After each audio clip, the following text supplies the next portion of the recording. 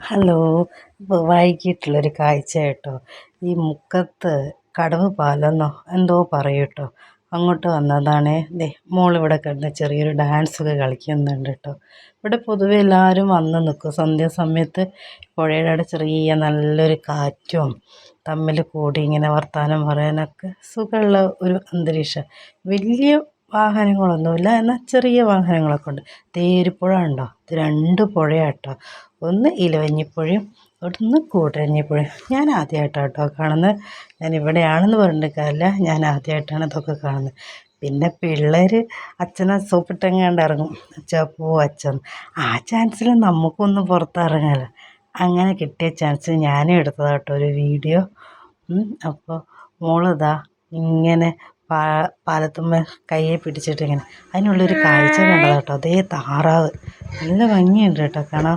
മക്കളൊക്കെ ആദ്യമായിട്ട് അങ്ങനെ താറാവിനൊക്കെ കാണുന്നത്. മോക്കും ചെറിയ മോനൊക്കെ ഭയങ്കര ഇഷ്ടമായി. പണ്ടൊക്കെ നമ്മളെ വീടിൻ്റെ അടുത്തൊക്കെ കാണുന്നില്ല. ഇപ്പം അങ്ങനെ പൊതുവെ ഞാൻ താറാവിനെ കാണും. അടുത്തൊക്കെ ഉണ്ട് അങ്ങനത്തെ രസകരമായ